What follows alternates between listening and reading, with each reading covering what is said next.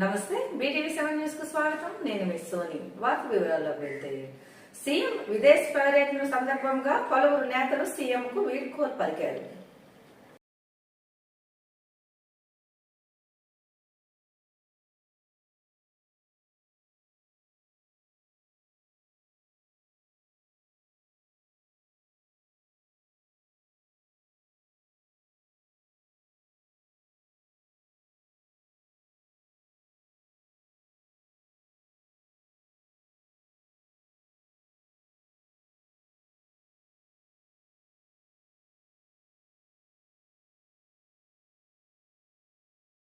Counting కన్నా ముందే విశాఖలో చేతులెత్తేసిన పార్టీ అధ్యక్షుడు గండి బాబ్జీ నగరంలో టీడీపీకి ఎదురు దెబ్బ తప్పదని అన్నారు. నాకు తెలిసి నాకు డౌట్ ఉన్నది ఏంటంటే, ఒకటి నార్త్ అని నాకు డౌట్ ఉన్నది. తర్వాత తప్పేది నేను మామూలు జనరల్గా నేను చెప్పేది ఆబ్జెక్ట్ అనుకున్నా.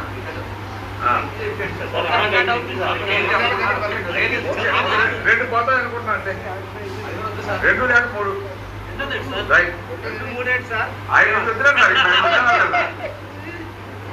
జీవన సమాధిలోకి వెళ్లిన పోతులూరి వీర బ్రహ్మేంద్ర స్వామి గత చరిత్రను భక్తులు గుర్తు చేసుకున్నారు.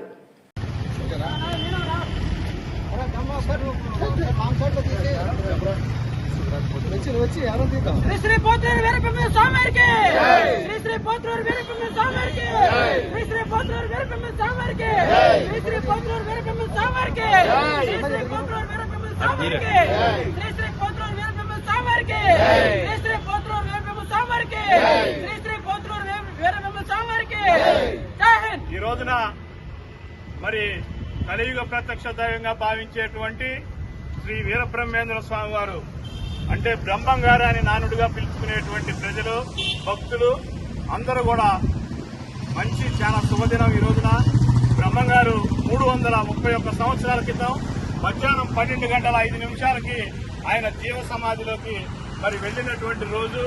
ఈ రోజు మీరందరూ కూడా మీకు ఏం కష్టం ఉన్నా సరే మరి తప్పనిసరిగా ఓం హ్రీం క్లీం శివాయ బ్రహ్మణే నమః అని చెప్పి 11 సార్లు మంత్రం చదివితే మీ అందరికీ కూడా మనోధైర్యం వస్తుంది. ఆయన పంచకాన్ని చెప్పేది ఏంటంటే, దేవుడు మనిషి రూపేణనే ఉంటాడు.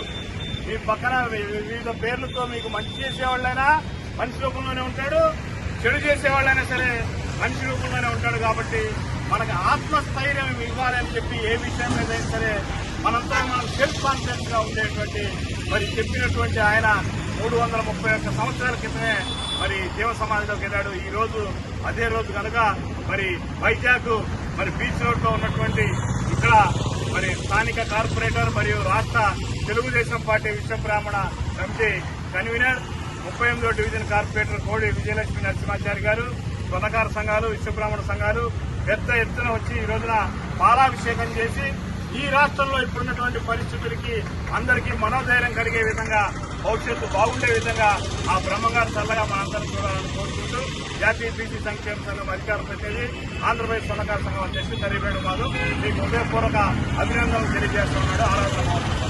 భూ వివాదంలో మాజీ మంత్రి మల్లారెడ్డి పోలీసులతో వాగ్వాదానికి దిగడంతో ఉద్రిక్తత చోటు చేసుకుంది.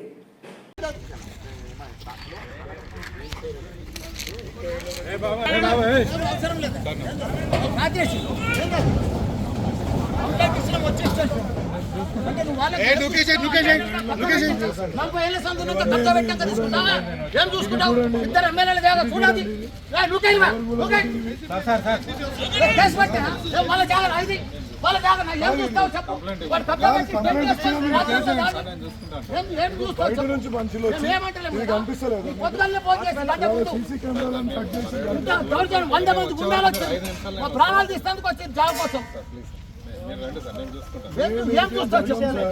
ఏం చేస్తావు? నేను సిబి గారితో పోతాను. నువ్వు నా మీద రాపించుకోపోయాం. మా జాగ్రత్త వాడు వచ్చి కబ్జా పెట్టుకోబెడతాడు. మా జాగ్రత్త కబ్జా పెడతాడు. దానికోసం ఏం చేస్తావు చెప్పు. ఇప్పుడు దీనికోసం దీన్ని ఏం చేస్తావు చెప్పు. నువ్వుకేమా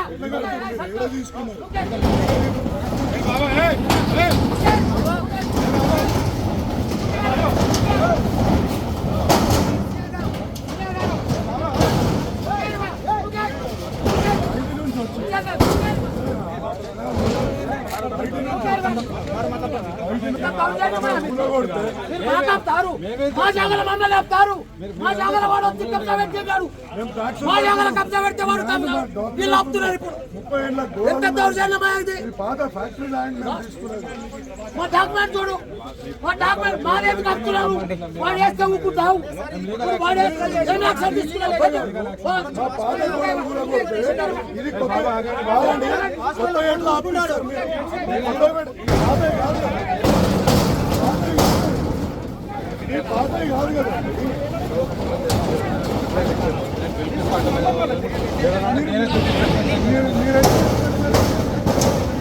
కాదు సార్ ఇప్పుడు ఇన్ని కూడా కొట్టి మీరు ఏం యాక్షన్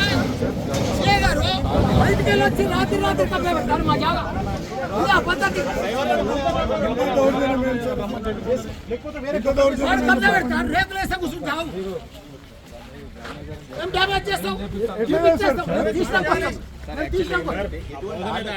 విశాఖ స్టీల్ ప్లాంట్ లో భారీ ప్రమాదం తప్పింది. బ్లాస్ట్ ఫర్నేసెస్ పై పడ్డ కార్మికులు క్షేమంగా ఉండడంతో యాజమాన్యం ఊపిరి తీసుకుంది.